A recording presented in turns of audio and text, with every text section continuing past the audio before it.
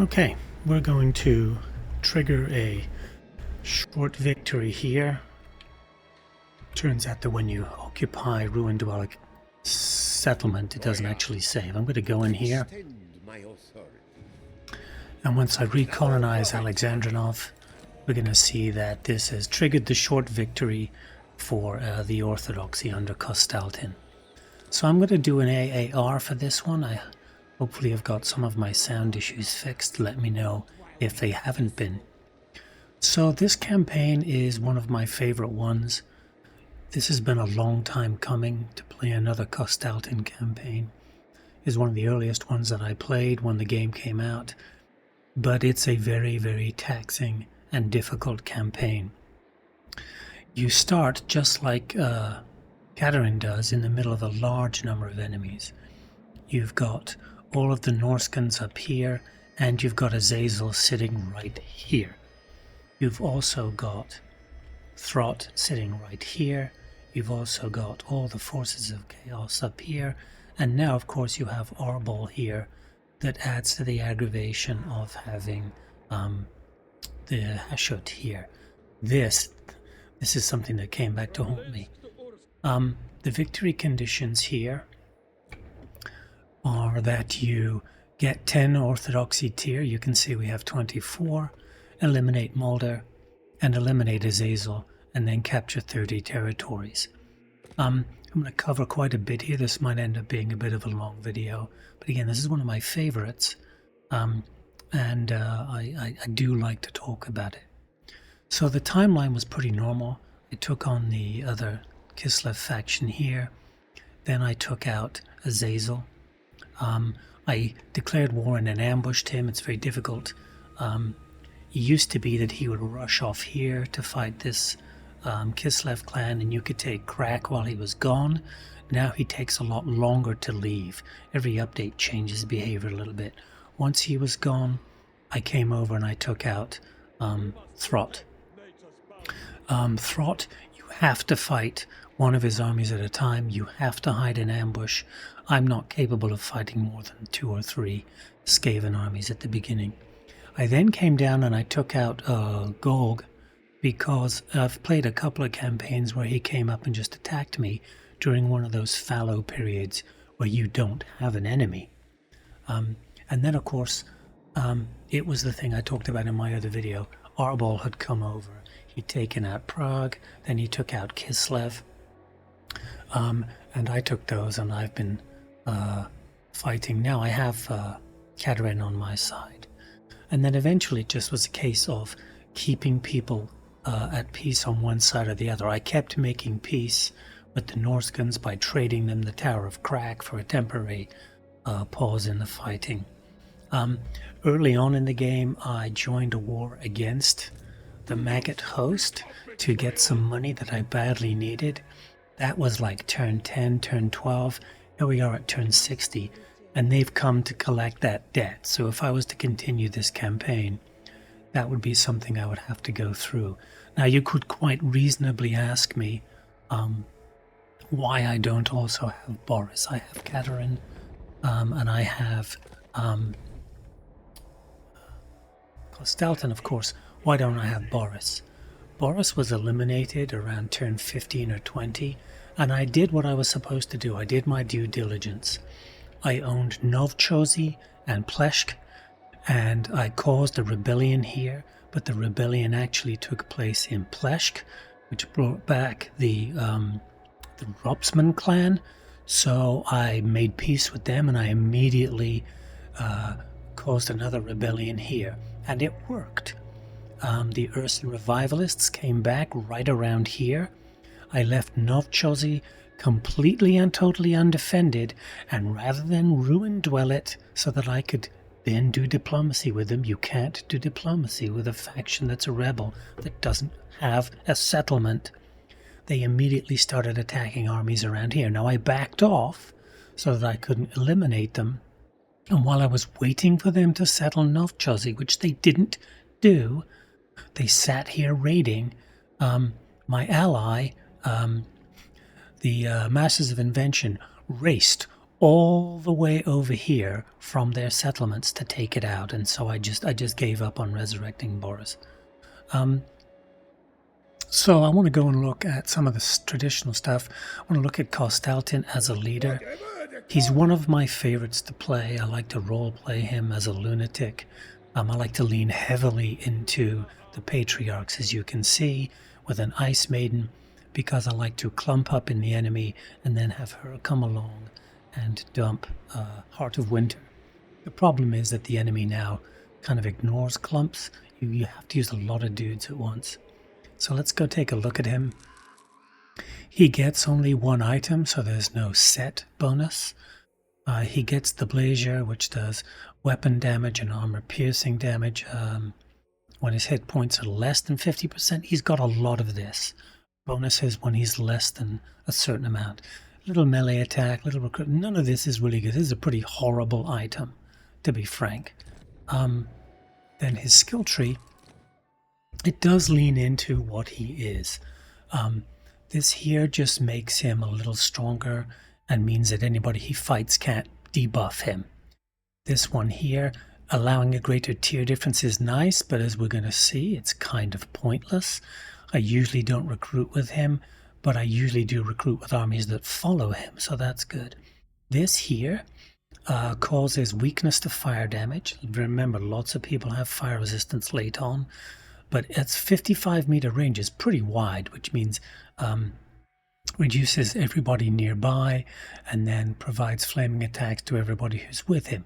So that kind of works okay. He does have magical attacks, I believe, from the brazier. Then this one here, Patriarch everywhere, recruit rank where he is.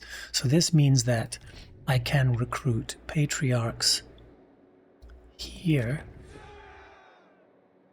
please, at level 9, and then I can recruit Patriarchs where he is, theoretically, for more. No, level 9, okay, so maybe that didn't really help, or maybe I've got that bonus elsewhere, so maybe that's really not much of a skill. Then Howling Rage, immune to psychology for the army, that's good, so no terror and no fear for his army, which can be good late game when there's a lot of big nasty beasts running around. Don't do a lot of counter charging. Speed is good. I like having the speed for him and the clump of patriarchs on bears that he runs around with. And then he becomes unbreakable.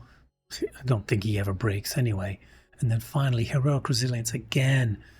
When you're losing, when your hit points are low, you get a benefit. I'm not particularly find that useful. This is pretty typical of everything. This is great because he can do them all instead of just one. And then the only other things he has this bound spell of Fireball, which is kind of pointless. It does allow him to Lord Snipe a bit at the beginning. And then this one here, tier difference, not particularly grand, but again, allows you to roleplay, leaning into Orthodoxy building and then getting a little income. He's a middling legendary lord. He's not particularly great or grand. The skill tree for Kislev, I don't like most of the changes that were done here. Some of the really good benefits were weakened, like this. I mean, range for the pistols. I mean, it only affects pistols. It used to affect all of their hybrid. This one I do like because it means once you go into the Chaos Wastes, you get no attrition. This is mandatory when you're playing as Boris. I don't think the skill tree was improved or made better. I think it makes things more difficult. For instance, this over here, this is only good late on if you have Eringrad. It's just, it was jacked around with and made much less powerful. I do want to talk about the court and Orthodoxy and how they need to make a change to this. Because there is no longer an ice court, there are no ice court enemies. So it's just impossible to keep the ice court on par with the Orthodoxy once you have confederated Catherine, unless you heavily lean into buildings and characters that boost the ice court. So of course I haven't done that, so this is moving up much more slowly, and as you can see, I am suffering diplomatic relations with the Ice Court. That does not exist. And I'm dinged on research rate, devotion, Ice Court training cost, and leadership. Once you have confederated Katarin, I think the fight is over. That should go away. I suspect there is a mod that ameliorates that. I would guess that that's out there. But there were some really good late game skills I got from this one. Usually I win these campaigns with Boris long before I get into the second tier of these things. I still think most of the good ones are under Great Orthodoxy. I think there's a great tooltip here. When you click this, you can see everything that you're getting right here in one place to check exactly what this thing has done for you. Excuse me, I think that's terrific. So this one I did for the first time, for the second or third time. Orthodoxy churches outside Leningrad provide growth, and then you get 15 growth everywhere.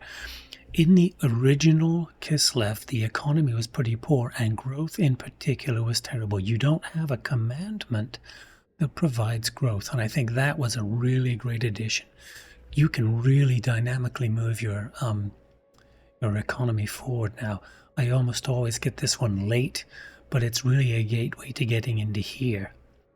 This one here, I get this one as soon as I start fighting chaos regularly, always as Boris, because this is just amazing. And then this one here, I haven't really used this except in auto resolve.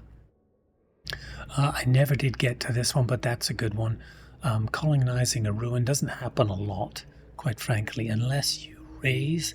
This is great when you have Boris, because you can raise something and then colonize it and then increase the strength of your army. This one here, I like these two. Settlements provide income and growth. It just snowballs. Infrastructure buildings. So I did get a lot of really good second tier ones this time. Ursun's Ward, look at this. This is healing, but only when your hit points are less than 25%. So again, benefits for when you're getting your ass kicked. I guess you don't need them when you're kicking ass, but... And then I didn't really do that. This one I thought was good. I was piling up a lot of ancillaries because I was using my my heroes. The patriarchs are pretty crappy because they can wound, but they can't really do much else that's useful. But I did get a couple of extra ice maidens. But as you can see, Mastery of Elemental Winds, I don't really like the Ice Court benefits. I much prefer the Orthodoxy. But there are some good second tier ones here. I do have the thing going on right now where you get more support, but the boons cost more. You can see this is 2 and 3. So that I do like that thing. I think the Court and Orthodoxy is great, but as soon as you have confederated either Kostaltyn or Katarin, I think that needs to get switched off. Maybe there's a way to do it in the skill tree. I don't really know. Yeah, so I wasn't able to get Boris. That was absolutely ridiculous. I think that does need to be switched. I did enjoy messing with the Atamans quite a bit. The Ataman System has really improved in the game. So they have their own skill tree. I don't know what happened. They got reset. I think I must have respec'd somebody. I'll go through the ones that I like the best. So this one here, line of sight. I'm going to go for foreman because of construction time and the construction cost, right? Down there, that's a really good one here. Then this one, there's research rate, so that's really good. And then here, growth, and then you can get it up to 50% growth. So what you can do when you're looking around is when you click on your settlements and you see, say this is going to be up in one turn, and you know you'll have a lot of building to do, you can take that initiative to go ahead and move an Ataman into that province. I usually have them sitting in the territories that have the largest incomes because they're going to boost income significantly. But if I know there's about to be some building that needs doing, you can move the Ataman over. Now the Atamans take a turn to actually work. So if you move one over, you'll see here it won't actually take effect for a turn. But I think that's terrific. I like to couple it with the free resources I always select the Kostaltyn Orthodoxy one that makes these upgrades free, and these you can see experience gain per turn 300 for Atamans. Atamans can go up in experience extremely quickly when you're doing that. They are a terrific tool for building growth. Remember when there was almost no growth at all for Kislev? Look, I've got the growth is ridiculous here. 35 from Tech Tree. The adjacent provinces are providing 40. And then the buildings are providing 80, so 170 growth there. This province, no growth because I have to grow it up. Do I have another one that's got some good growth in it? 305 growth. That's just outlandishly, ridiculous for this faction. So I really enjoyed this. I love to play as Kostaltyn. It was the first victory I got as a Kislevian faction. I think he has a difficult start because I hate the mirror match. I hate having to fight against Kislev for the first two. This can be handled with diplomacy. I've traded the Tower of Crack to Norska several times to get peace while I dealt with Arbol. I just want to put in a comment that Arbol is one of the most aggravating of all enemy lords to have to fight. I think Khorne is overpowered and overtuned. The ability to take a tiny settlement and spawn another army makes them very difficult. There's a terrific video by Cultist of Khorne that discusses the most aggravating factions to fight against, and the Skaven and Khorne are at the top. Resurrecting demons, spawning additional armies. Their militaries are a massive in auto-resolve. They're massive benefits to the combat. In legendary settings, I have, of course, everything is on massive legendary settings, and he's just really difficult to defeat because he's just relentless with all those armies, and I just don't enjoy fighting against Khorne. I have played as him. I need to look into playing as him. He seems like a good one. Maybe even Skulltaker I'll try, but it doesn't make the campaign a lot of fun to have to fight that type of enemy. So you get all the worst enemies here. You get the Skaven with the massive amounts of Orb Lightning, and then you get Arbol over here. And I wish that the Kostaltyn Orthodoxy and the Ruin Dwelling system were a little better, because I would love to have Boris. I'd love to have the gang all together. Anyway, this was really good fun for me. I haven't won a campaign with Kostaltyn since I looked it up. It was October of 2023, so it's been a year and a half at least. So this was a good coming home for me.